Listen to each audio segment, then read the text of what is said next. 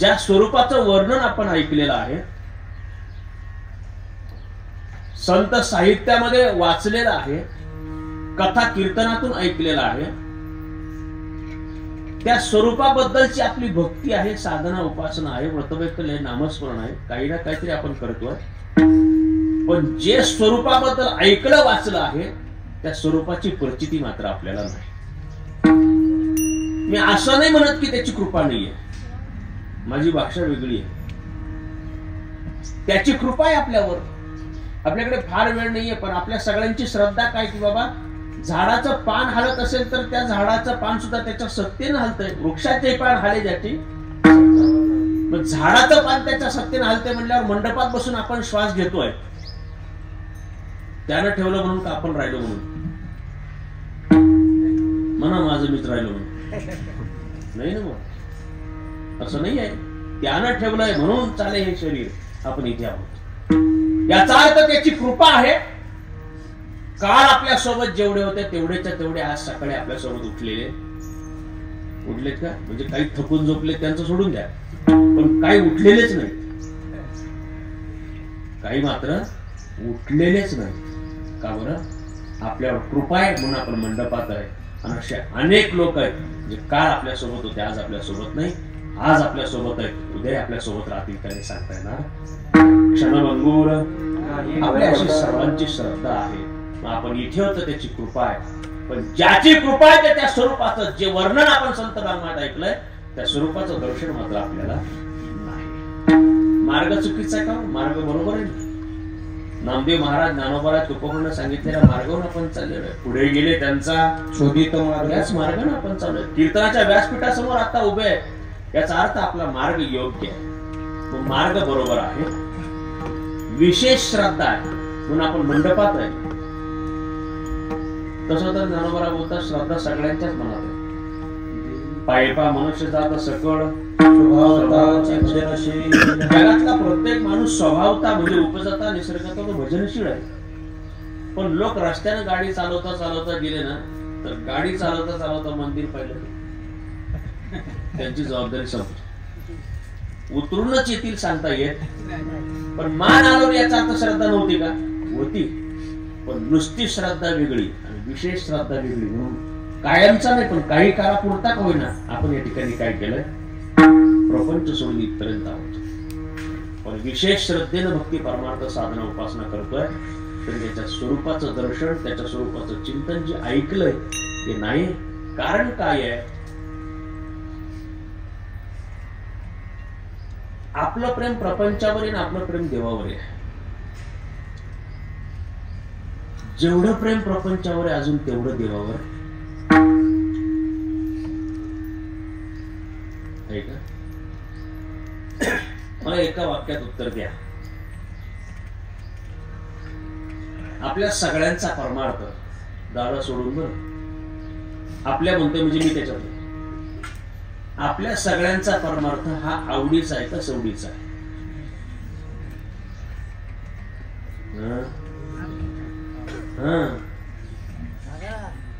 आपल्या सगळ्यांच्या मनात विशेष श्रद्धा आहे असं मी म्हटलो. तरी पण कदाचित हेच कीर्तन काल दुपारी असतं तर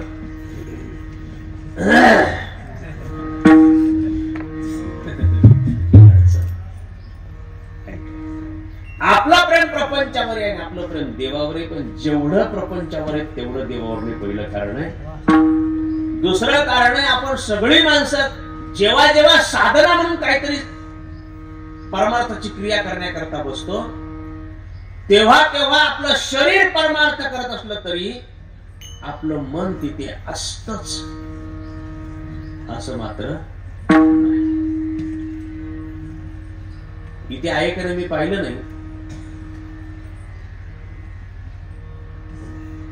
पण ज्या अर्थी माऊली आपल्याला असं लिहावं लागतंय की मंदिरामध्ये आल्यानंतर मोबाईल बंद ठेवा. त्याचा अर्थ माणसं शरीरानं मंदिरात असतात, इकडे मात्र पारायण चालूच असतं.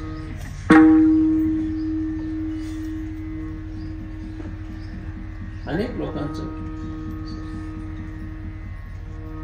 शरीर जरी आमचं कथा कीर्तनामध्ये, प्रवचनामध्ये, साधनेत, नामस्मरणामध्ये, भजनामध्ये, पोथी पारायणामध्ये असलं, व्रतवैकल्य आणि उपवासामध्ये असलं, तरी शरीर जी क्रिया करते त्या क्रियेत मन उपस्थित जर नसेल तर त्याला परमार्थाचे श्रम म्हणता येतील, त्याला परमार्थ किंवा साधना म्हणता येणार.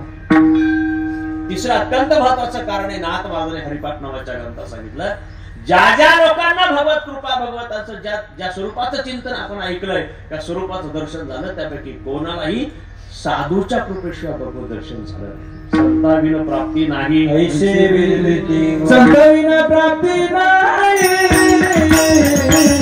संताविना प्राप्ती नाही, संताविना प्राप्ती नाही, संताविना प्राप्ती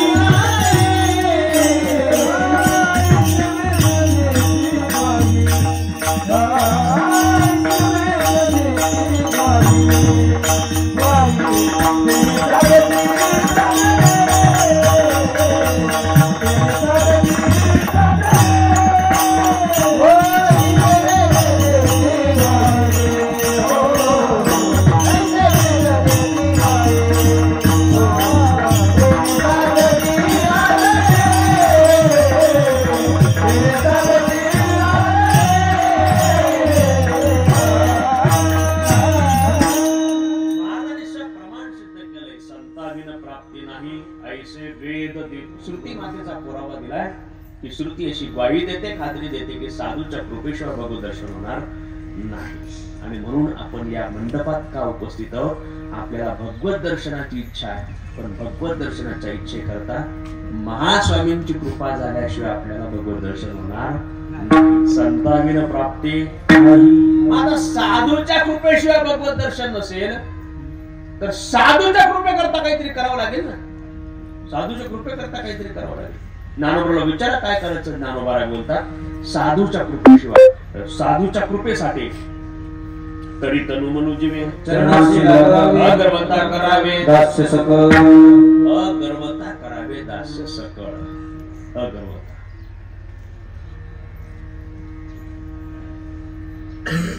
परमश्रद्धेय प्रमोदजी महाराज जगताप यांच्या कीर्तनातलं वाक्य. एका मंदिराच्या बाहेर असा बोर्ड लिहिला होता दादा, तुमच्या करता नव्हता तो, आमच्या करता. त्याच्या बाहेर असा बोर्ड लिहिलेला होता की आपल्यातला मी आणि चप्पल येथे काढून या. मंदिराच्या बाहेर असा बोर्ड लिहिला होता, मी आणि चप्पल येथे काढून या. का बरं? साधूच्या भगवंताच्या कृपे करता जोपर्यंत मी कोणीतरी आहे अशा प्रकारचा आविर्भाव, असा ऍटिट्यूड आमच्यामध्ये शिल्लक असतो, तोपर्यंत मात्र आपण त्यानं स्वीकारण्याच्या योग्यतेच्या असतोच असं मात्र नाही. अगर्वता करावे दास्य सकळ. पुढे फार छान आहे. मग अपेक्षित जे आपुले तेही सांगते, कुसले जेणे होय अंत, जेणे अंतकरण बोधले संकल्पा. आपल्या मनातली प्रत्येक गोष्टाचे उत्तर ते त्या ठिकाणी देतील, पण त्याकरता काया वाचा मरण इथे येऊन सेवा घडली पाहिजे तेव्हा. आणि म्हणून आपल्या सगळ्यांच्या जीवनामध्ये आपल्याला साधूची कृपा झाली पाहिजे, म्हणजे भगवत दर्शन होईल. भगवंताची कृपा आपल्यावर आहे, पण त्याच्या स्वरूपाचं दर्शन होण्याच्या करता संत सेवा, साधू सेवा व्हावी या भावनेतून आपण या मंडपामध्ये, कीर्तनामध्ये, या प्रांगणामध्ये येत असतो. श्रद्धापूर्वक अंतःकरण त्या ठिकाणी येत असतो. ते बघा, आपल्या सगळ्यांचा जो प्रवास चाललेला आहे ना, या प्रवासाचं पूर्ण विराम कशामध्ये आहे त्याचं उत्तर तुकोबरा आज आपल्याला या अभंगातून देता येत. आपल्या सगळ्यांचा खटाटोप कशा करता चाललाय? सगळ्यांची धावपळ चाललेली आहे. रोज सगळी माणसं पळतायत, सकाळपासून संध्याकाळपर्यंत पळतायत, काही तर रात्रंदिवस पळतायत. काही माणसांना विचारलं, बाबा चला पंढरपूरला येता का, 17-18 दिवस लागतात, नको म्हणतात. मग आळंदीला येता का, 4-5 दिवसात जातोय, नको म्हणतात. त्र्यंबकला येताय का, 10-12 दिवसात जातोय, नको म्हणतात. मग इथे 4-5 दिवस सप्ताह, इथे येता काय, नको म्हणतात. बरं नुसतं 1 दिवस कार्याला येता काय, नको म्हणतात. का ते म्हणतात, महाराज देव तुम्हाला बोलवतो, देव तुमच्याकडून करून घेतो, तुम्ही नशीब घेऊन जन्माला आले, आपल्याला मरायला सुद्धा सवड. म्हणत नाही का वाशिनो? जन्मायोन काय केले तुला मुक्ताला जमविले, तुला मुक्ताला जमविले, तुला मुक्ताला जमविले. जन्मायोन काय केले तुला मुक्ताला जमविले, तुला मुक्ताला जमविले, तुला मुक्ताला जमविले.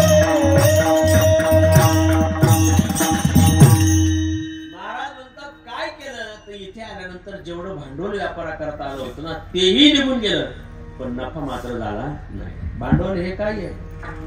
हा देह इथपर्यंत आपण त्या ठिकाणी आणलेला आहे, आपल्याला देवाला या प्रकारचा दिलाय आणि या माध्यमातून या साधनाद्वारा आम्हाला साध्य करायचंय संतांची कृपा आणि देवाची कृपा. पण इथे येताना या साधनाला पोषण करता करता, साधनाचंच पालन पोषण करता करता आयुष्य काय झालं? संपून गेलं. काय केलं? याला जिवंत ठेवण्याकरता, याला जगवण्याकरता, पोट भरण्याकरताच माणसांचं सगळं आयुष्य निघून जात.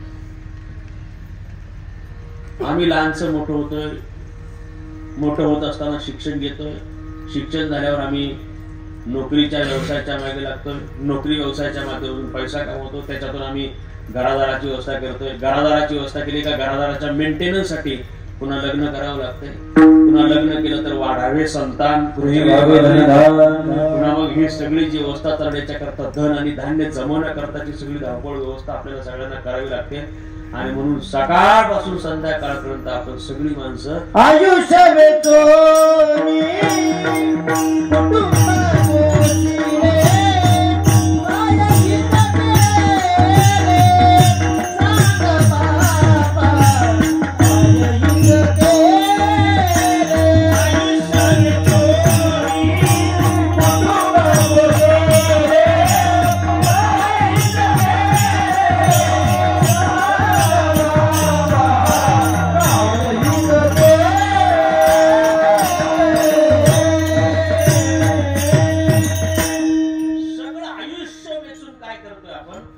आपल्या स्वतःच्या उदरनिर्वाहाची व्यवस्था करतोय आणि आपल्या मुलाबाळांच्या उदरनिर्वाहाची व्यवस्था करतोय. प्रपंचातल्या यशस्वी झालेल्या लोकांना विचार करा, तुम्ही प्रपंचामध्ये यशस्वी झालात असं सगळ्या जगाचं मत आहे, तर काय केलं तुम्ही प्रपंचात यशस्वी? म्हणजे ते म्हणतात काही नाही, सगळ्या मुलांना व्यवस्थित सेटल केलंय, आता त्यांचं त्यांनी करायचं आणि त्यांचं त्यांनी खायचं. म्हणत नाही का? नोकरीतून निवृत्त झालेली माणसं तेच सांगतात, व्यवसायातून शेतीतून निवृत्त झालेली माणसं तेच सांगतायत. पण तरी पण त्यांना विचार, बाबा मग आता झालात ना तुम्ही तिकडून निवृत्त, तिकडच्या काही कामाचे राहिलात नाही म्हणून सरकारने तुम्हाला किंवा तुम्ही जे असाल तिथे त्यांनी तुम्हाला दिले ना 22 लाख रुपये, हे ज्या पण उद्यापासून घरी राहा येऊ. मग जर तिकडची व्यवस्था पूर्ण झाली असेल तरीही उरलेल्या वेळामध्ये माणसाचा परमार्थाच्या करताचा विचार होतो का? होत नाही महाराज, होत नाही. मग कशा करता धावपळ चालली? त्यांना विचारलं, वितभर काय काय करत नाही तो माणसं, या सगळ्या पोटासाठी काय काय करत नाही. आपण सगळी माणसं कधीतरी आरशासमोर उभं राहून नुसता फक्त स्वतःचा चेहरा पाहण्यापेक्षा आपण आरशासमोर उभं राहून स्वतःलाही प्रश्न विचारला पाहिजे, बाबा खरोखर एवढं पोट भरण्यासाठी एवढी मोठी धावपळ करण्याची आवश्यकता आहे का? सांगू, माणसं फक्त पोटासाठी धावपळ करत राहिले असते ना तर त्यांना दिवसभराच्या 24 तास धावपळ करावी लागली नसती. माणसं इतरांबरोबर स्पर्धा करण्याकरता धावपळ फार करतायत, खरी नुसती पोटासाठी करत नाही. माझ्यासमोर अशा प्रकारची काही माणसं बसलेली आहेत. हे बाबा समोर बसलेले आहेत. दादांच्या वयाच्या पिढीनं 72चा दुष्काळ पाहिलेला आहे. मी पाहिलेला म्हणतो कारण आम्ही फक्त ऐकलेला आहे, तुम्ही अनुभवला आहे. याच्या आजी समोर बसल्यात ना, नऊवारी पातळातल्या त्या समोर बसल्यात, डोक्यावर ज्यांच्या पदर आहे अशा सगळ्या. राहू द्या आता, फक्त ओळखू यायला कोण ज्येष्ठ आहे त्या ओळखू यायसाठी सांगितलं.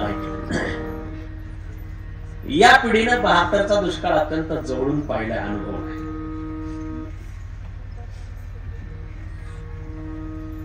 दिवसभर काम करून संध्याकाळी पैसे मिळत नव्हते, त्याच्याऐवजी खायला मिळत होते. बरोबर, जे खायला मिळत होतं ती होती मकाची सुकडी किंवा मिलोची मिलोची ज्वारी. आता इथे काही सेवानिवृत्त माणसं असतील, यांच्या मागे बसलेत, साधारण त्यांच्या राहणीमानावरून मला असं वाटतं की सेवानिवृत्त असतील. ही माणसं त्यावेळेच्या काळामध्ये रोजगार हमीच्या किंवा शासनाच्या योजनेवर पाझर तलाव इकडे तिकडे कामा करता सुपरविजन करता जात होते. दिवसभर काम केल्यावर संध्याकाळी पैसे मिळत नव्हते, त्याच्या बदल्यात खायला मिळत होतं. मिलोची ज्वारी मिळत होती आणि मकाची सुकडी मिळत होती. खरं सांगा, माझ्या आजूबाजूला जेवढे इकडे सगळे काही तरुण पिढीची आमची मंडळी बसलेली आहेत ना, त्या सगळ्यांना कळालं पाहिजे. इकडे ज्या मॅचिंग करून बसल्यात ना, त्यांना सगळ्यांना कळालं पाहिजे. थोडस मोठ्याने सांगा, तुम्ही त्यावेळेला खाल्लेली लाल मिलोची ज्वारी आणि मकाची सुकडी आता तुमच्या घरच्या जर्सी जनावराला घातल्यावर खातील का? खातील का? खाणार? खातील? मी शब्द साहेब काय वापरलाय? जर्सी शब्द वापरलाय जबाबदारीने. का बरं? जर जर्सीच खाणार नाही याचा अर्थ गावठी पाहणार सुद्धा बरोबर. जर्सी त्याच्यामुळे शब्द वापर. एका बाजूला आमच्या सोबत अशी पिढी आता बसलेली आहे, यांनी जनावर खाणार नाही ते खाल्लंय तरी समाधान होतं. आणि आता आपल्या सगळ्यांसमोर प्रश्न पडलाय, काय काय खावं पण समाधान नाही. याचा अर्थ पोट भरणं वेगळं आणि भरलेल्या पोटाची तृप्ती असणं. तृप्ती म्हणजे ही कीर्तनातली तृप्ती बरं, ती असायची नाही. ती नाही.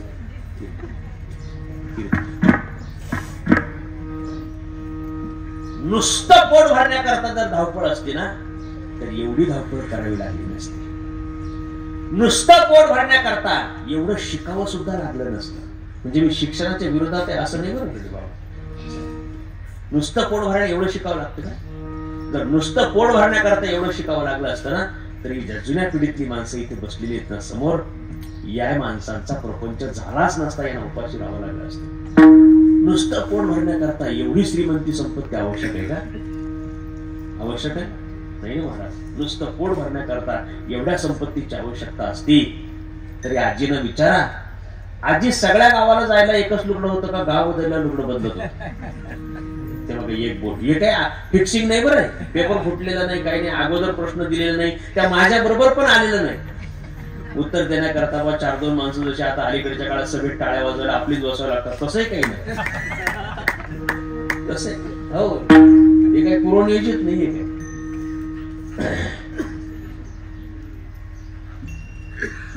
एका बाजूला एक पिढी आता आपल्या सोबत बसलेली आहे, ज्यांना सगळ्या गावाला जायला एकच लुगडं होतं.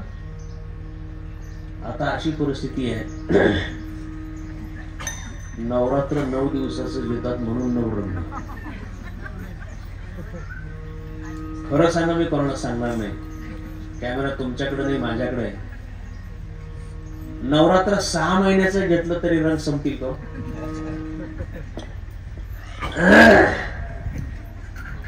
तरी पण तुम्हाला या दिवाळीला काय सुट्टी मिळाली कोणाला? जाऊ दे बाबा, आहेत पहिले 180 अजून. मला विनोद करायला वेळ नाहीये. माझा मुद्दा अत्यंत सोपा आणि साधा. आमच्या सगळ्यांची धावपळ ज्या पोटासाठी चाललेली आहे ना, खरी धावपळ त्या पोटासाठी चाललेलीच नाहीये. म्हणून आपल्या सगळ्यांचं पोट भरतंय पण समाधानाची अनुभूती मात्र नाही. मग या पोटाची धावपळ थांबवण्याकरता आम्हाला काय करावं लागेल? कोणाच्या मागे जावं लागेल? ज्याच्याकडे या प्रकारच्या पोट भरण्याची म्हणजे समाधानाची अनुभूती देण्याची क्षमता आहे, आम्हाला त्याच्याकडे जावं लागेल. जीव जीवाच्या सोबत गेला, त्याच्या मागे गेला तर राणी दुखी भेटते. एक दुखी माणूस दुसऱ्या दुखी माणसाला सुखी करू शकतो का? करू शकत नाही. तसा एक अतृप्त माणूस दुसऱ्या अतृप्त माणसाला तृप्त करू शकतो का? करू शकत नाही.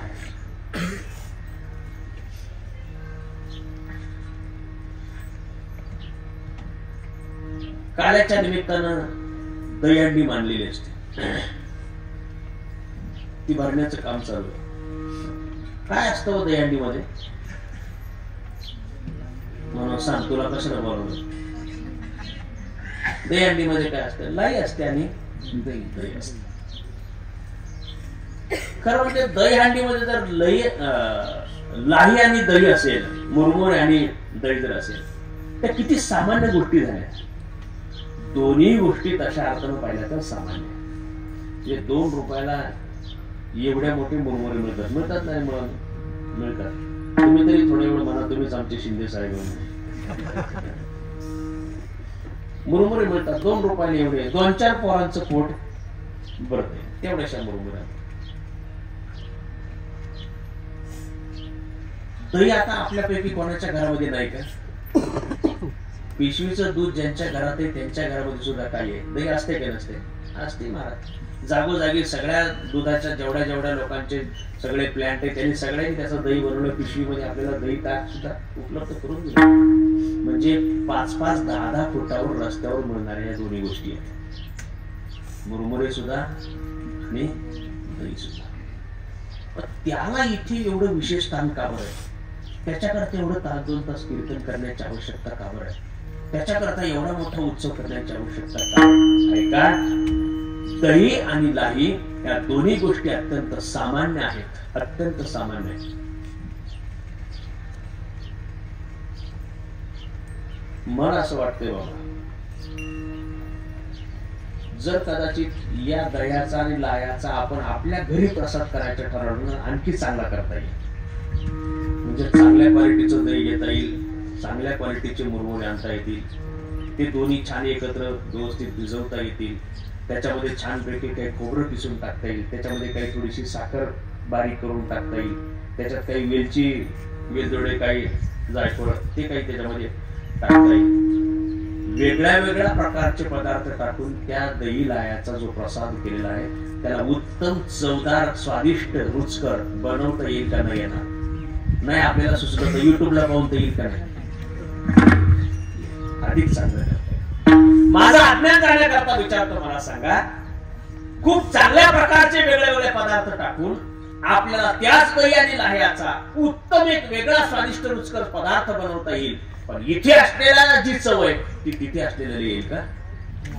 येणार नाही. सामान्य गोष्टी आहेत ना, त्या सामान्य गोष्टींना अधिक प्रक्रिया करून सुद्धा तशी चव येत नाही जी चव इथे सामान्य प्रक्रियेमध्ये येते. वेगळ्या घरचं एकत्र केलं जाते, वेगळ्या लोकांचे मुरमुरे टाकले जातात, साध्या एका मडक्यामध्ये भरले जातात, इथे ठेवला.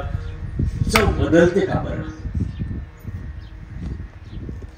चवीत फरक कशामुळे सांगू? तिथे जे आहे ना ते आपल्या घरी आहे, आणि इथे जे आहे ना ते इथे देवाच्या दारी आहे. हो, इथे हरीच्या सोबत आहे, आणि ते मात्र जीवाच्या सोबत आहे. नामस्मरणाच्या संगतीमध्ये जेव्हा 2 तास ते इथे राहतं त्यावेळेला मात्र ती सामान्य गोष्ट राहत नाही. ते दही आणि लाई ठेवताना दही लाई असतं, उतरवून फोडल्यानंतर दही लाई असतं का? मग दही लाई असतं नाही ना. आपल्या माहितीतली गोष्ट आहे, लोक मंदिरामध्ये जातात, रोजच उठून मंदिरामध्ये जातो आपण, पण विशिष्ट काही अमावस्या, पौर्णिमेचा काळ, सणवार, उत्सव, 3.5 मुहूर्त वेगळे काही असतात, त्यावेळेला मात्र आपण मंदिरामध्ये जातो. त्यावेळेला श्रीफळ घेऊन जातो, नारळ घेऊन जातो, काही लोक पेढे घेऊन जातात. आज जन्मोत्सव आहे, इथे येताना काही लोकांनी प्रसाद आणला असेल, काहीतरी घेऊन येतात माणसं. पण नारळ घेतला, पेढा घेतला, माणसं मंदिरामध्ये आली, मंदिरात आले, तिथे चप्पल काढली, इथपर्यंत येतात, इथून पुढे जातात, देवाच्या समोर जाऊन नारळ ठेवतात, पेढे ठेवतात, दर्शन घेतात. दर्शन घेतलं, त्यातला नारळ बाहेर आणला, इकडे आले कोपऱ्यामध्ये, नारळ सोलला, नारळ तिथे होता, देवाला नमस्कार केला, नारळ फोडला, त्यातले बारीक 2-4 तुकडे बाजूला काढले, इतकी बारीक काढले, इतके बारीक. का बरं? उरलेलं घरी न्यायचं असतं खीर करायला. इतके बारीक 4-5 तुकडे बाजूला काढले, तिथून मध्ये गेले, मंदिरामध्ये देवाच्या समोर त्यातले 4-5 तुकडे होते नारळाचे, तिथे ठेवले. आपला पेढ्याचा पुडा उघडला, त्या पेढ्याच्या पुड्यातला एक पेढा काढला, त्याचे 4-5 तुकडे केले, ते देवाच्या समोर त्यातला एक पेढा ठेवला. उरलेला पेढा एका हातामध्ये घेतला, उरलेला नारळ एका हातामध्ये घेतला, बाहेर आले. बाहेर आपण सगळी माणसं बसलो होतो. आपल्या सगळ्यांकडे येता त्यांनी प्रत्येकाच्या हातावर एक नारळाचा तुकडा दिला, एक पेढ्याचा तुकडा दिला, आणि त्यांनी सांगितलं, घ्या नारळ, घ्या पेढा, घ्या नारळ, घ्या पेढा, घ्या नारळ, घ्या. बरोबर का? असं आहे का? असं असतं का म्हणून? असं नाहीये. इथपर्यंत आणला तोपर्यंत नारळ होता, पण त्यातला काही काढून देवासमोर अर्पण केला, उरलेला काय झाला? म्हणजे केरळून निघाला तेव्हा नारळ होता, आता काय केरळ जायची गरज नाही म्हणून आपल्याच घरी आहे. इथे आला होलसेलर तर नारळ होता, त्याच्याकडून रिटेलर छोट्या दुकानदाराकडे नारळ होता, तिथून आपण गाडीत बसून घरी नेला तेव्हा काय होता, तिथून आपण त्याला पुन्हा मंदिरात आणला तोपर्यंत, इथून देवासमोर ठेवला तोपर्यंत, तिथून बाहेर काढला इथे फोडायला आला तोपर्यंत फोडताना काय होता? नारळ. त्याचे तुकडे काढले तोपर्यंत काय होता? नारळ. तिथून आणलेले 5 तुकडे देवासमोर ठेवले आणि उरलेला नारळ काय झाला? सांगू का? ती दही आणि लाई दुकानातून इथपर्यंत आणेपर्यंत लाई, मडक्यात टाकेपर्यंत लाई, पडल्यापासून पुढे वाटताना मात्र दही लाई राहिले नाही. आपलं जीवन काल परवापर्यंत जिथे आहे ना, प्रपंचात आहे तोपर्यंत सामान्य जीव म्हणून आहे.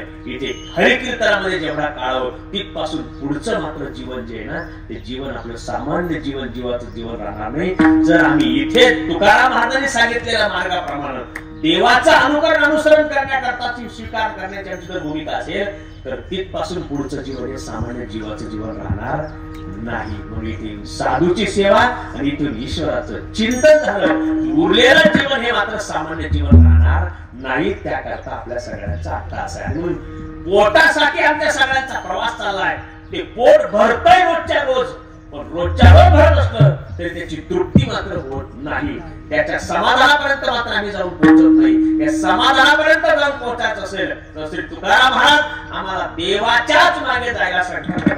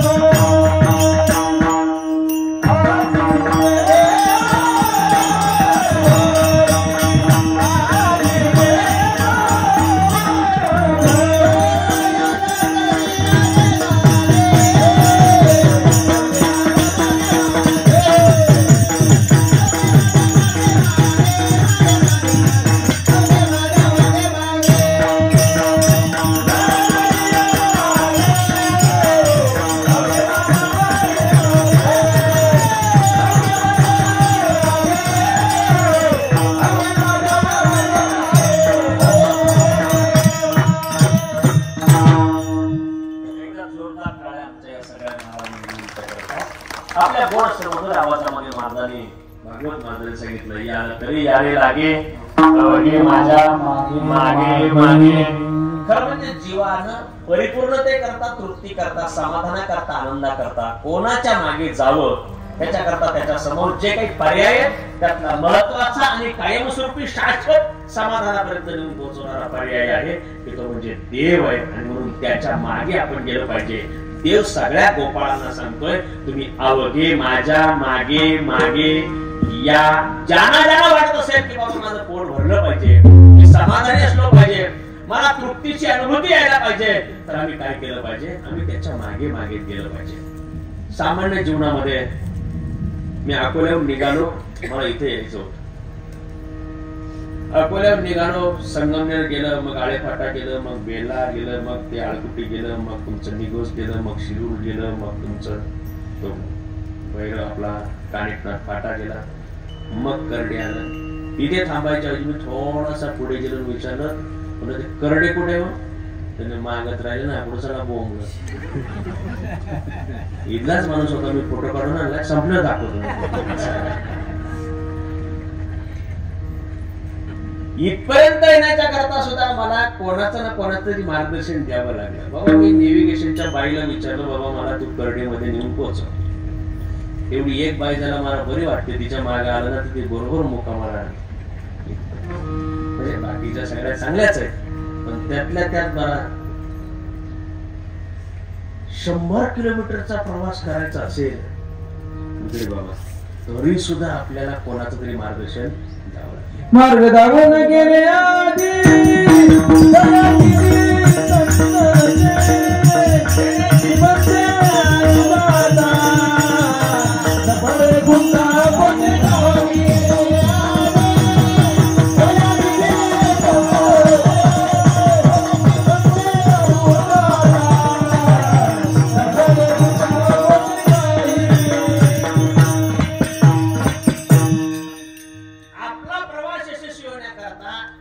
देवाच्या मागे जा, नाहीतर मग दयानिधी संत ते त्यांच्या मागे गेलं तर तेनेची पंते चालू जातात, लपडे गुंता कुठे काही, पण तेने पंते चालू जातात नाही बरं, चकार वापरला, तेनेची पंते चालू जातात मग लपडे गुंता कुठे काही.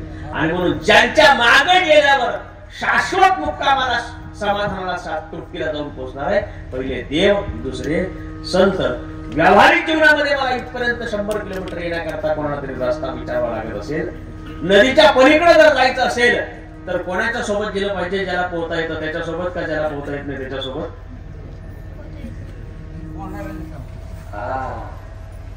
ज्याला पोहता येत नाही त्याच्या सोबत गेल्यावर आपण मुक्कामाला पोहोचल्याशिवाय राहणार, मग येऊच्या पेक्षा जास्त गर्दी होणार. अरे साध्या नदीच्या पलीकडे, नेहमीच्या माहितीच्या नदीच्या पलीकडे, जिच्या काठावर जन्म मिळाला, आयुष्याची 40-50 वर्ष जिच्या काठावर गेले, तिच्या पलीकडे जाण्याकरता जर चांगल्या पोहणाऱ्याची आवश्यकता असेल तर या भवसागराच्या पलीकडे जाण्याच्या करता मात्र आम्हाला त्याच्यातून प्रवास करण्याचं योग्य ज्ञान ज्याच्याकडे त्याच्या मागे गेलं पाहिजे का नाही गेलं पाहिजे? गेलं पाहिजे. म्हणून अवघे माझ्या मागे मागे या. सगळे गोपाळ आणि देवाच्या मागे जाण्याचा निर्णय घेतला. चला आता या वर्षी यांचा की जय म्हणू काही हरकत नाही, पण सगळ्यांच्या मागे जाता जाता पेंड्याच्या मनामध्ये विचार आला की अरे याच्या मागे आपण जाण्याचा निर्णय घेतला, याच्या मागे गेल्यावर आपला सगळ्यांचा निर्णय झालेला आहे, पण ज्याच्यासाठी म्हणून आपण याच्या मागे चाललेलो आहे हा आपल्याला तिथे गेल्यावर ते देईल का? सगळ्यांनी थांबवून त्याला विचारलं, अरे बाबा आमच्या घरी तर सगळं भरपूर आहे, सगळंच आहे, जेवढं जेवढं तुझ्या घरी आहे तेवढं सगळं आमच्या एकाच्या घरी नसलं तर उरलेल्या सगळ्यांचं एकत्र केलं तुझ्या घरी जेवढं आहे तेवढं आमच्या घरी सुद्धा आहेच आहे. दही दूध तूप लोणी तुझ्या घरी आहे, दही दूध तूप लोणी आमच्या घरी आहे, पण तुझ्या घरचं तुला मिळतं आणि आमच्या घरचं मात्र सगळं बाजारामध्ये जातं. आणि मग घरी जे आमच्या करता आम्ही शिल्लक राहिलंय त्याच्यातून आम्ही गवळ्याची ताकपिरे, कोण पोरे चांगली आणि अशा प्रकारची आवड, आणि पुन्हा आम्ही तुझ्या मागे यायचा निर्णय घेतल्यावर जर आम्ही ज्याच्यासाठी तुझ्या मागे येतोय ते जर आम्हाला मिळालं नाही तर देवानं सांगितलं जर तुम्ही माझ्या मागे यायला तयार असाल तर मी तुम्हाला काय करील, आज देत पाठ बरी, आज देत पाठ बरी, आज देत पाठ बरी, आज देत पाठ बरी, आज देत पाठ बरी,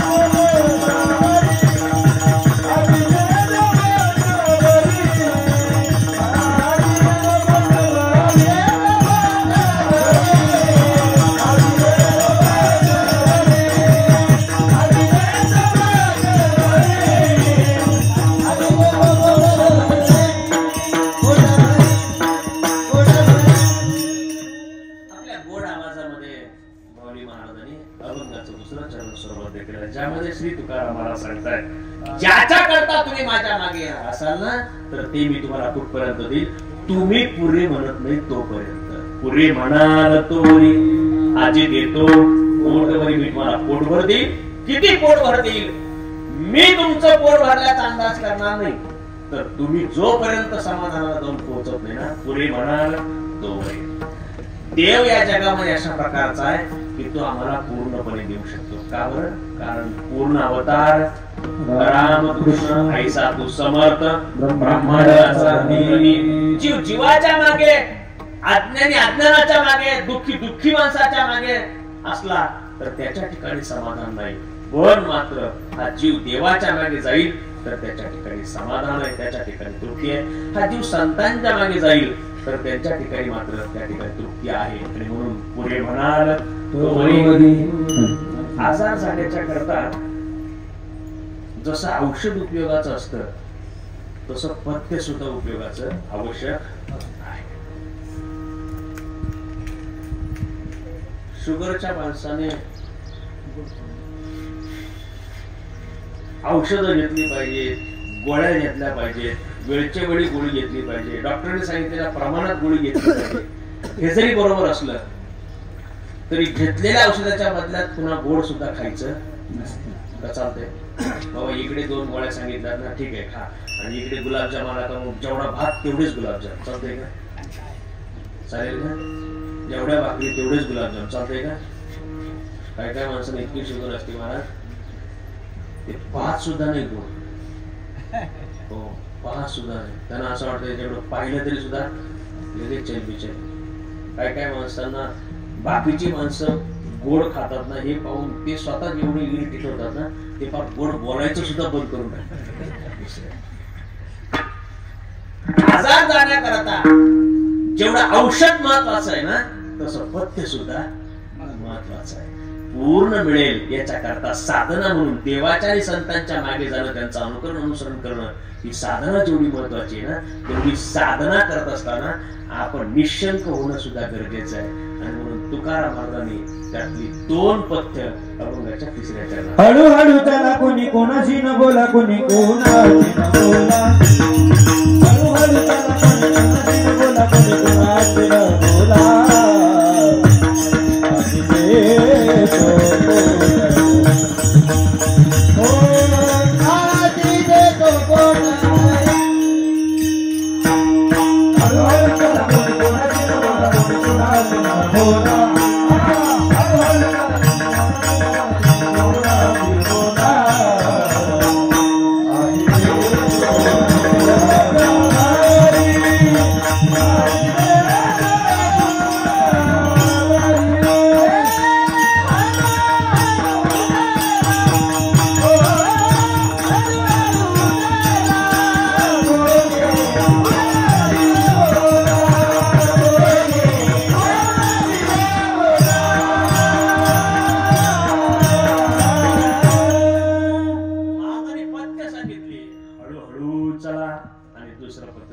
कोणी कोणाशी न बोला. आपल्याला इप्सित साध्यापर्यंत जायचं असेल, मला इथपर्यंत यायचंय, तर मी काल परवापासून अंदाज करून शोधून ठेवलं बाबा आपल्याला किती वेळात आपण तिथपर्यंत पोहोचू शकतो. म्हटल्यावर तिथे पोहोचायच्या बिफोर आपल्याला किती वेळा उठावं लागेल आणि केवढा वेळ प्रवासाला लागेल. मला इथपर्यंत पोहोचायला 2.5-3 तास लागणार असतील, 10ला इथं पोहोचायचं तुम्ही साधारणपणे 7 वाजता तरी गाडीत बसायला पाहिजे का नाही बसायला बसलं पाहिजे. मी आपला 8-8:30ला गाडीत जर बसलो आणि मग जर रस्त्यानं तेवढं सगळं उरलेलं अंतर कव्हर करायचा विचार केला तर दमछाक होईल का प्रवास होईल?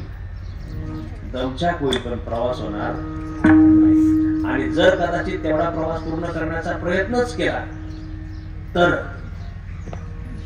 मी मुक्कामाच्या जागेपर्यंत पोहोचेल, पण येताना किती लोकांना मुक्कामाला पोहोचेल त्याचं काय सांगता येत नाही.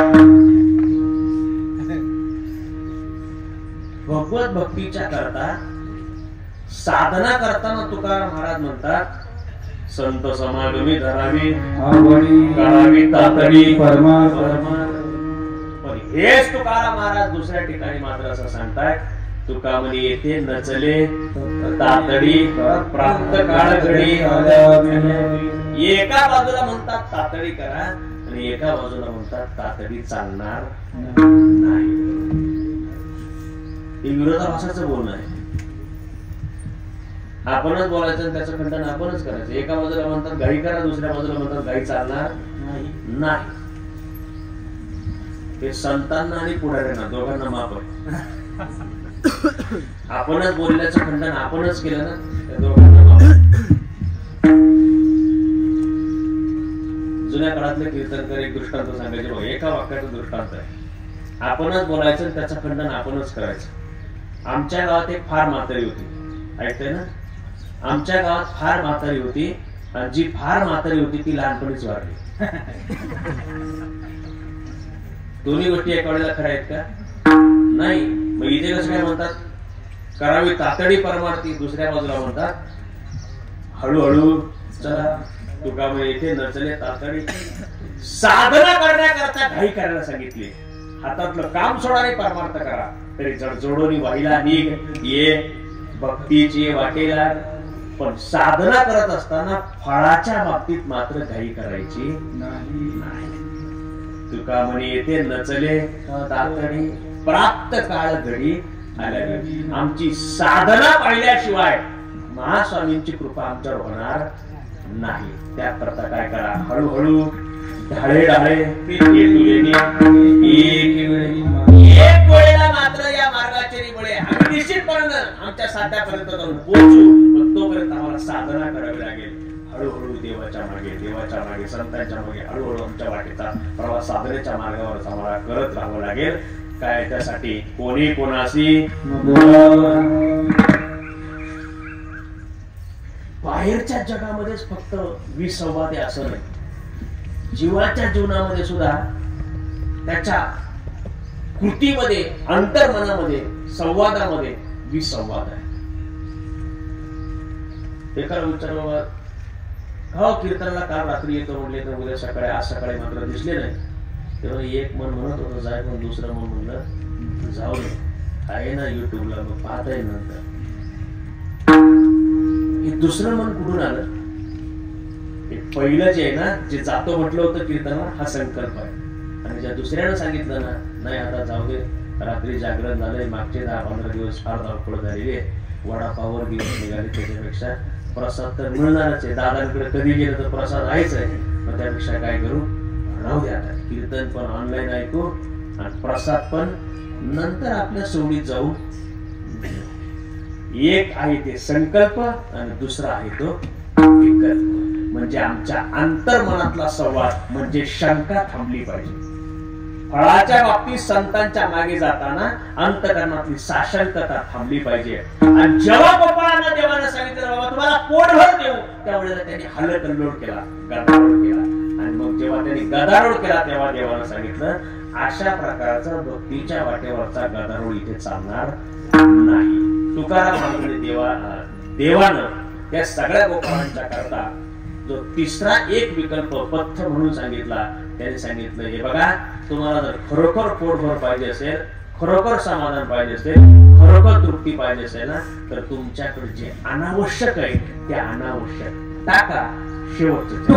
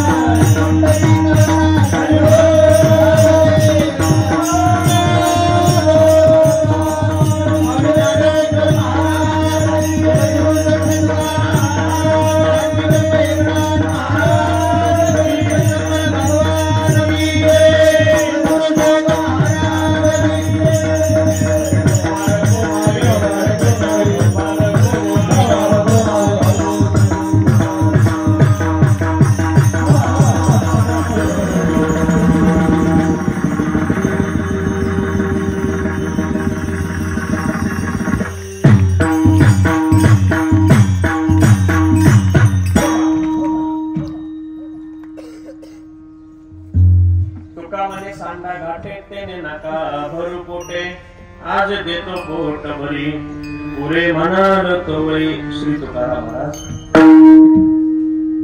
भगवान परमात्म्याचं आश्वासन आपल्या सर्वांना गोपाळांच्या निमित्तानं देत आहेत. गोपाळाने देवाचं अनुसरण करावं. देवानं गोपाळांना जे मागे बोलावलं होतं की माझ्या मागे मागे या, तीच भावना तुकोबर आपल्या करता व्यक्त करतायत. जर तुम्हाला खरोखर पोटभर पाहिजे असेल तर काय करा, तुमच्या जवळ जे अनावश्यक आहे, तुका म्हणे सांडा घाटे फलकट आहे, अनावश्यक आहे ते तुम्ही सोडा. ते नका भरू पोटे. आपण नेहमी भगवान गोपाळ कृष्णाचं चरित्र त्या ठिकाणी ऐकत असतो. संकल्पित वेळेत मोजक्या वेळेत 5-10 मिनिटांमध्ये भगवान परमात्म्याच्या जीवनातल्या काही महत्वाच्या गोष्टी आपल्याला सांगणार, ज्या आत्ताच्या काळात आपल्याला मार्गदर्शक आहेत. आत्ताच्या काळात याल तरी यारे लागे अवघे माझ्या मागे मागे असं म्हणतानाच आपल्याला आपल्या इप्सित ध्येयापर्यंत पोहोचवणारं नेतृत्व मिळावं ही देवाची भावना आहे. द्वापारयुगापासून आतापर्यंतचा विचार करा. भगवान कृष्णानं या जगामध्ये सगळ्यात पहिला संदेश आपल्या सगळ्यांना काय दिला असेल तर संघ शक्ती कलियुगे. कलियुगामध्ये जर तुम्हाला राहायचं असेल तर तुम्ही संघटनेनं राहिलं पाहिजे. हा सगळ्यात चांगला मंत्र आपल्याला कोणी दिलाय? देवानं दिलेला आहे. चरित्राचा विचार केला तर तुमच्या लक्षात येईल, घरात 4 प्रकारची आपल्या कुटुंबामध्ये जर मुलं असली, एकाचं खूप चांगलं डोकं चालतंय, हुशार आहे, बुद्धिमान, एक पाठी आहे, एकदा एक वाचलं मुखोद्गत ज्ञात पाठ होते कसं. दुसऱ्याचं व्यापार व्यवसायामध्ये डोकं चालतंय, तिसऱ्याचं राजकीय सामाजिक क्षेत्रात डोकं चालतंय, चौथा असं आहे ते म्हणतंय काही सांगा फक्त शाळेत जायला सांगू नका. आणि आपल्या घरची जनावर सांभाळायची जबाबदारी कोणावर देणार? जे एक पाठी त्याला देणार का? ज्याचा व्यापार व्यवसाय डोकं चालतं त्याला देणार का? ज्याला काही राजकीय सामाजिक गोष्टीचं चांगलं व्यवहार नाही त्याला देणार का? जबाबदारी कोणावर? ज्याचं शाळेत डोकं चालणार नाही त्याच्यावर. अशी काय वळणारी पोरं एकत्र केली देवानं आणि त्यांची संघटना केली तर असाध्य असामान्याच्या स्वरूपाचं काम करून दाखवलं. गिरी गोवर्धन गोवर्धन परत उचलला. काय केलं मग? सगळ्यांच्या लाठ्या काठ्या लावल्या. गोपाळ होते सामान्य आणि गोवर्धन परत उचलला तो असामान्य. त्याने या सगळ्यांच्या विरोधात बंड करताना कोणाबरोबर केलं? इंद्राच्या विरोधात बंड केलं. इंद्र कोण आहे? देवांचा राजा. हे कोण आहेत? गोपाळ. हे कोण आहेत? गाया वळणारे. गाया वळणाऱ्यांना सोबत घेऊन देवांच्या राजाच्या विरोधातलं बंड याला जिंकलं का नाही जिंकलं? जिंकलं. देवानं सांगितलं जर माझ्या मागे असाल तर तुमचा जय निश्चित आहे, विजय तुमचा निश्चित आहे. त्याकरता काय करावं लागेल? संघटनेनं आपल्या सगळ्यांना एका विचारानं आणावं लागेल. कुटुंबाचा विचार करा. जे कुटुंब एकमुखी असतं, चांगला सदाचार संपन्न कुटुंब प्रमुख असेल आणि उरलेल्या सगळ्या लोकांची जर त्याला साथ असेल तर ते कुटुंब गावामध्ये यशस्वी होतं का नाही होत? आम्हाला समाज व्यवस्थेत आणि कुटुंब व्यवस्थेत जीवन जगण्याकरता भगवान कृष्णाने पहिल्यांदा आपल्या सगळ्यांकरता मंत्र दिला की संघ शक्तीने आम्ही राहिलो पाहिजे. संघ शक्ती आताच्या काळामध्येही अगदी वर्तमान व्यवस्थेतला कालचा जरी विचार आपण घेतला ना तरी सुद्धा आपल्या सगळ्यांना माहितीये ज्यांच्यामध्ये संघटन आहे, ज्यांच्यामध्ये एक विचार आहे, त्या माणसांचा जय हा निश्चित. भगवान गोपाल कृष्णानं गायांचं रक्षण करण्याचं काम केलं. गाय ही आमच्या करता माता आहे, तिचं दूध हे आमच्या करता अमृत आहे. आत्ताच्या काळामध्ये आम्ही विकण्याकरता काही जरी पिकवत असलो, तरी आमच्या सगळ्या ही जी येणारी पिढी आहे, ती पिढी सशक्त आणि समृद्ध होण्याच्या करता मात्र आम्हाला सगळ्यांना पुन्हा एकदा त्याच प्रकारच्या त्या गाईच्या दुधाची आवश्यकता आहे.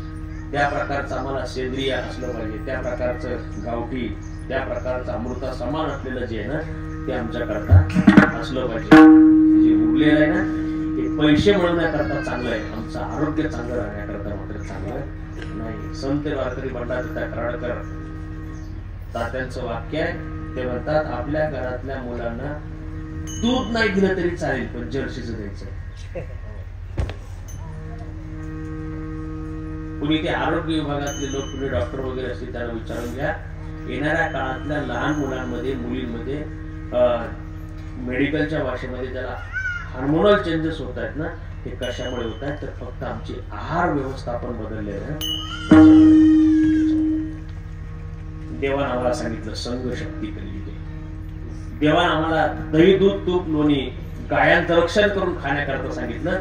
कारण हे जे शरीर आहे, हीच या जगातली एकमेव अशा प्रकारची संपत्ती आहे की ज्याच्यामुळे जगाची किंमत आहे. शरीरच राहिले नाही, सगळं जग असलं तरी ज्याचं शरीर नाही त्याला त्याची किंमत, उरलेलं जग त्याच्याकरता शून्य.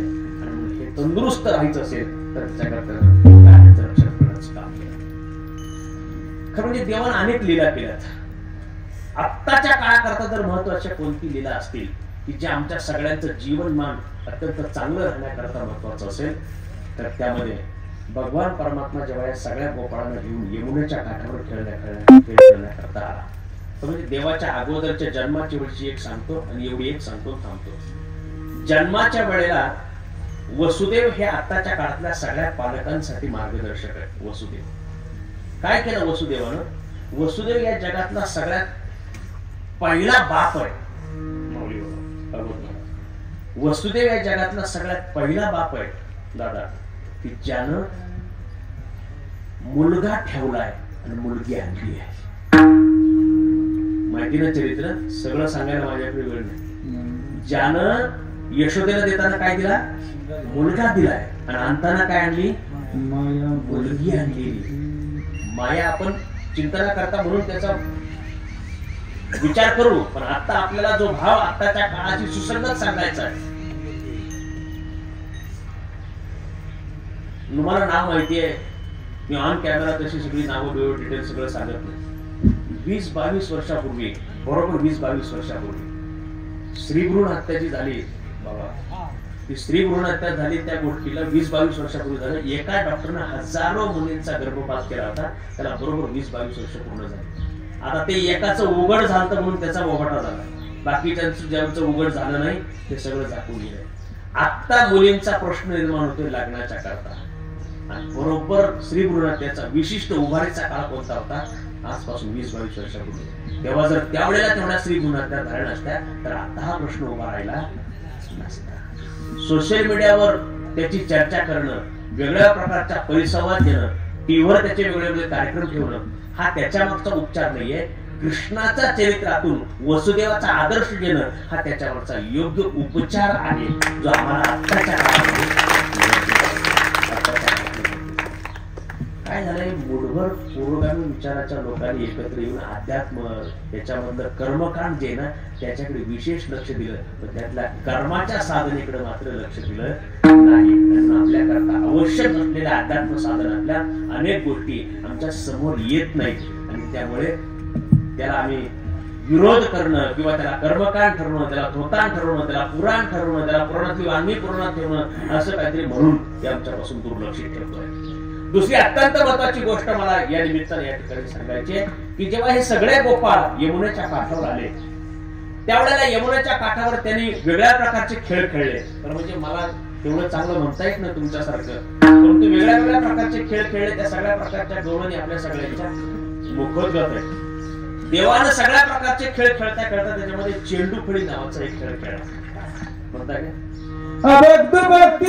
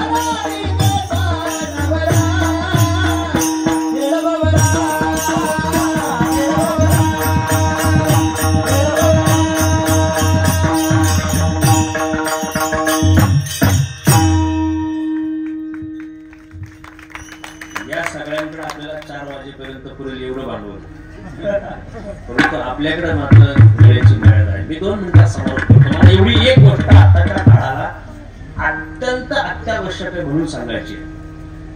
या कृष्णाला यमुनेच्या काठावर जेव्हा या सगळ्या गोपाळांना सोबत घेतलं त्यावेळेला चेंडूफळी नावाचा खेळ खेळला. त्यातला चेंडू जो आहे तो यमुनेच्या डोहामध्ये गेला. तो चेंडू काढण्याच्या निमित्तानं कृष्ण कुठे गेला? यमुनेच्या डोहामध्ये गेला. त्याच्या आईसह यशोदेसह सगळे लोक घाबरले. गोपाळ मागे सरले, यशोदा सुद्धा मागे मागे सरत होती. तिथे जाऊन त्यानं कालिया नावाच्या सापाचं मर्दन केलं. ही लीला सगळ्यांना माहिती आहे. का बरं मारला कालिया? कालिया मारण्याकरता यमुनेनं त्याला दुःख सांगितलं होतं. जन्माला येताना जेव्हा तो यमुना पार करत होता तेव्हा यमुनेच्या डोहामध्ये कालिया नावाचा साप राहत होता म्हणून तिथे कोणी धुणं करता येत नव्हतं. त्या यमुनेच्या त्या डोहातलं पाणी कोणी पिण्याकरता सुद्धा वापरत नव्हतं. यमुनेच्या डोहावर त्यावेळेला गायी सुद्धा पाणी पिण्याकरता येत नव्हत्या आणि तिथे कोणीही खेळण्याकरता सुद्धा त्या यमुनेच्या काठावर येत नव्हतं. कृष्णानं खेळण्याकरता गेला. तिथे त्यानं तो चेंडू फळी खेळताना तो बॉल चेंडू मारला. तो डोहामध्ये बुडाला. तो काढण्याच्या निमित्तानं त्याने कालिया नावाच्या सापावर युद्ध केलं आणि त्या कालिया नावाच्या सापाला मारलं. माझा तुम्हाला एक प्रश्न आहे, तो कालिया नावाचा साप काय करत होता? त्या पाण्यात राहून तो काय करत होता? पाणी विषारी करत होता. कृष्णानं केलेली अत्यंत महत्वाची लीला आहे जी 2024 आणि इथून पुढच्या चंद्र सूर्यपर्यंत आपल्याला लक्षात घ्यावी लागेल. जो यमुनेचं म्हणजे आपल्या काठावर असलेल्या नदीचं पाणी विषारी करतो तो कालिया नावाचा साप कृष्णानं ठेचून ठेचून बोला मारला. आपण ज्या काठावर जन्माला ना तिचं नाव यमुना जरी नसलं तरी तिचंही पाणी आता गायांना प्यायच्या योग्यतेचं, आपल्याला आंघोळ करण्याच्या योग्यतेचं, आपल्याला पिण्याच्या योग्यतेचं, कपडे धुवायचं सोडा तुम्हाला गोधड्या धुवायच्या सुद्धा उपयोगाचं राहिलंय का? मग हे पाणी जो विषारी करत असेल त्याचं नाव काय आहे? एवढं एकातच डिरिंग आहे. तुम्हाला असं वाटतं साहेबाच्या विरोधात कसं काय बोलू राहिले? आताच्या काळामध्ये आम्ही जिथं काठावर जन्माला होती नदी इंद्रायणी असेल, गोदावरी असेल, इथली घोड इथे आपल्याकडे कोणती घोड नदी असेल, तिकडे मुळा असेल, आमच्याकडे आले प्रवरा असेल, याही नद्यांचं पाणी ज्यांनी विषारी केले ना ते काली आहे. दुसरं कोणी नाही, दुसरं कोणी नाही. आणि म्हणून त्याचं पाणी जो विषारी करतो त्याला कृष्ण काय करतो? ठेचून ठेचून मारतो. तात्याने मुख्यमंत्र्यांच्या समोर अपेक्षा व्यक्त केली होती की येणाऱ्या काळातल्या आमची जी तीर्थ आहेत ना, तीर्थाच्या क्षेत्राची जी सगळ्या नद्या आहेत त्या शुद्ध आमच्या झाल्या पाहिजे. आमच्या अगोदरच्या पिढीनं आम्हाला पिण्यायोग्य पाणी दिलं होतं. कारण होतं दिलं, दादांची पिढी नदीला जाऊन डायरेक्ट पाणी पित होती. आजपासून 20 वर्षापूर्वी, फार काळ झाला नाही. आता मात्र आम्ही ते पाणी वापरण्या योग्य सुद्धा ठेवलं नाही. नंतरच्या पिढ्यांना आम्ही 1000 पट संपत्ती तयार करून दिली पण पिण्यायोग्य पाणी देऊ शकलो नाही. तर ते लोक आपला फोटो त्यांच्या घरात ठेवतील का? ठेवतील का? ठेवतील? ठेवणार नाही ना महाराज. आणि म्हणून कृष्णाच्या या चरित्रात, या लीलेतल्या ज्या अनेक गोष्टी आहेत ज्या आम्हाला रंगून रंगून सांगता येतील, परंतु मात्र या प्रकारचं जे चरित्र त्यानं केलंय ते आपल्या मानव मात्राचं ग्रस्त म्हणजे प्रपंचातलं आणि परमार्थातलं जीवन आदर्श होण्याकरता केलेला आहे. मला वाटतं तो आदर्श आज आपण चिदंबर महास्वामींच्या प्रांगणामध्ये त्यांच्या कृपाशोधने स्वीकारावा, जेणेकरून आम्ही आमच्या प्रवरेची परिक्रमा केली, जिच्या काठावर ज्ञानेश्वरीचा जन्म झाला.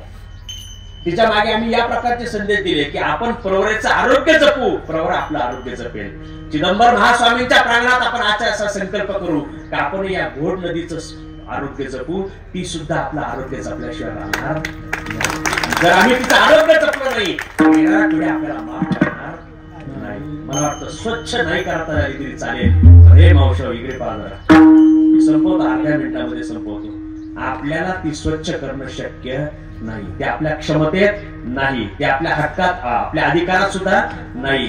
पण देवपूजा केलेली फुलं सुद्धा मी तिच्यामध्ये टाकणार नाही निर्माल्य म्हणून. हा संकल्प जर आपण महास्वामींच्या प्रांगणामध्ये केला ना, तर हळूहळू कधीतरी एक दिवस तिला पुन्हा पूर्ण स्वरूप आल्याशिवाय राहणार नाही. आणि म्हणून आपल्यामुळे दूषित होणार नाही एवढी काळजी घेऊ, माझ्यामुळे दूषित होणार नाही एवढी काळजी घेऊ.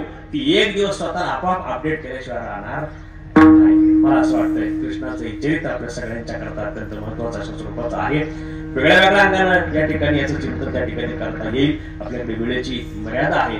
माझ्यासारख्या वक्त्याच्या दृष्टीनं मात्र अध्यात्मातल्या या सगळ्या गोष्टी वर्तमान व्यवस्थेची जोडून सांगण्याची माझी या ठिकाणी पद्धत या भावनेतून सांगण्याचा प्रयत्न केला. चुकीचा माझाच एखादा वाक्य दुसरं साधू संत श्री गुरुचा आहे.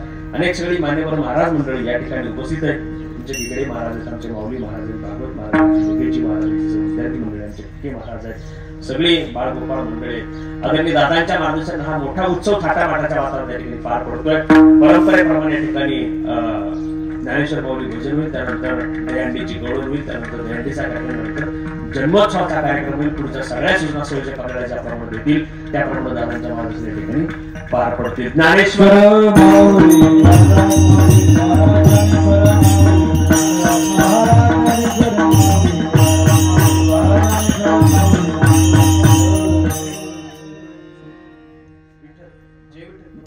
जय विठ्ठल जय विठ्ठल